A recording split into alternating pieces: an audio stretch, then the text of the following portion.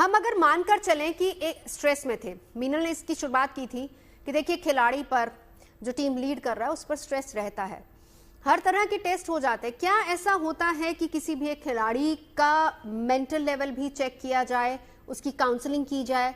क्या इस तरीके से भी होती है काउंसलिंग? कैसे पता चले कि कोई सामने वाला शख्स जो है वो इतने स्ट्रेस में है? देखिए, स्ट्रेस में रहते हैं तो आपके जो सिम्टम्स आपने पहले भी जिक्र किया कि आपकी जो स्लीप डिप्राइवेशन होती है, आपको पैल्पिटेशन होता है, हार्ट रेट की गति बढ़ती है, ब्लड प्रेशर में फ्लक्चुएशन आता है।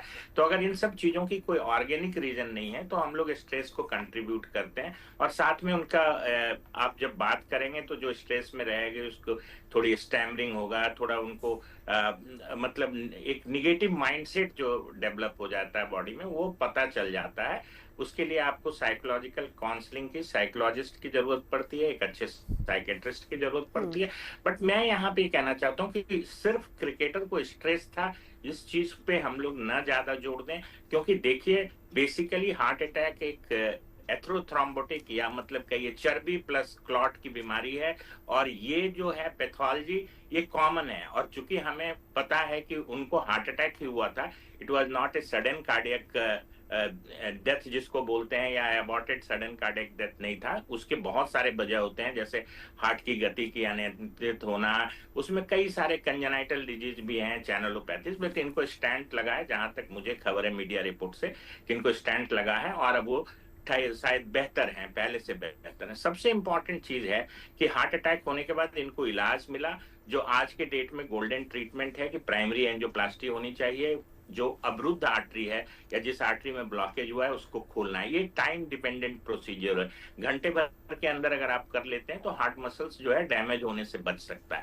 तो दोनों चीजों पे हमें ध्यान देना होगा कि आप स्क्रीनिंग कितना कर लीजिएगा। आपने, डॉक्टर साहब ने सही बोला कि आपका ब्लड प्रेशर ठीक है, ब्लड शुगर ठीक है। अब आपने टीएमटी भी कर लिया, ट्रेडमिल टेस्ट की जो सेंसिटिविटी होती है 75% के आसपास होती है। और हार्ट अटैक जो होता है वो, और ये ट्रेडमिल पॉजिटिव तभी आता है जब 70% से ज्यादा ब्लॉकेज हो, 50% से ज्यादा जो हार्ट अटैक, 80% से ज्यादा heart attack non critical blockage, जिसकी ब्लॉकेज 30% 20%, जिसको हम लोग एंजियोग्राफी रिपोर्ट में लिखते हैं प्लाकिंग की, बस चर्बी जमी हुई है, वो रप्चर होकर हार्ट अटैक कर सकता है। हार्ट अटैक होने के और प्लाक रप्चर का, ये सब चीजें देखिए एडवांस हो रहे हैं और इसकी डिटेक्शन पॉसिबल है एडवांस डायग्नोस्टिक से।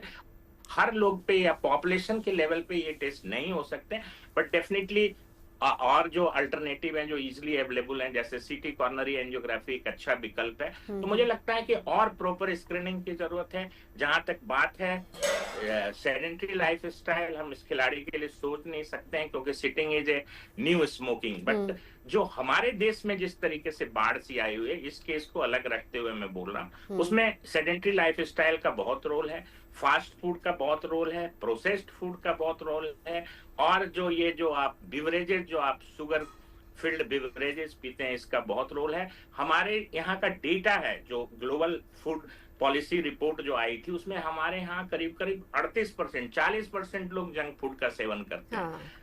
स्मोकिंग बहुत junk he and fast food strong दोनों ही ले लीजिए ना, पैकेज्ड फूड आप उसको ले लीजिए, वो भी बीच में आ तो ये जाएगा। डेटा, ऑफिशियल डेटा है कि 38% Indian population junk food consume करता है। तो निश्चित तौर पे मैंने शुरू में ही कहा आपको नवजोत जी कि ये है मल्टी फैक्टोरियल डिजीज, सारी चीजें हैं, कुछ इन्वायरमेंट से है, फैमिली में देखिए, फैमिली हिस्ट्री, जेनेटिक। डॉक्टर साहब वही बात है, देखिए लेकिन बात वही आती है कि यंग एज में केसेस बढ़ रहे हैं, जिसको आपने कोविड से भी कहीं ना कहीं लिंक किया। अब मीनल, आपके पास आते हुए, कुल मिलाकर स्ट्रेस एक बड़ा कारण हो सकता है, लेकिन हमारे जो दोनों एक्सपर्ट्स हैं, दोनों कार्डियोलॉजिस्ट हैं, वो ये भी बात कह रहे हैं कि हाँ कुछ ऐसे बॉडी के अंदर चेंजेस भी हो सकते हैं जिस वजह से इस तरह की सिचुएशन आती है।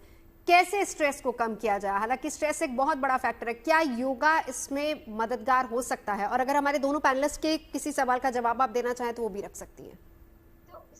At the end we all are natural beings, और ये जितने भी यंग एजेस हैं, like including all of us, हम कितना ज्यादा नेचर से अट्यून्ड है। हम में से कौन सुबह 6 बजे उठ के मॉर्निंग की सनलाइट देखता है और कुछ वर्कआउट करता है at ease? I am not saying कि कोई बहुत rigorous activity, simple brisk walking या सूर्य नमस्कार, और उसके बाद अपना ब्रेकफास्ट, लाइट ब्रेकफास्ट 8-9 बजे तक लेना, उसके बाद 3-4 घंटे का गैप देकर 1 बजे तक एक लाइट घर का बना हुआ शुद्ध खाना, ताजा खाना, उसके बाद फिर एक छोटा सा नैप, रिलैक्स रहना, फिर काम करना और शाम का डिनर 7 बजे तक लेकर सनसेट के साथ अपने दिन को खत्म करना।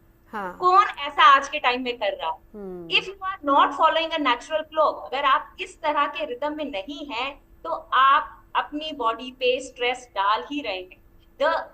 I agree with the anti inflammatory diet, और बॉडी में इन्फ्लेमेशन है, but not just that, food की टाइमिंग्स भी, everybody has a very different. मैं इसी पर आऊंगी मीनल आपके पास। अपनी दिनचर्या को कंट्रोल करना बहुत जरूरी है, क्योंकि अगर वो कंट्रोल नहीं है तो फिर एक्सरसाइज भी किसी काम की नहीं है।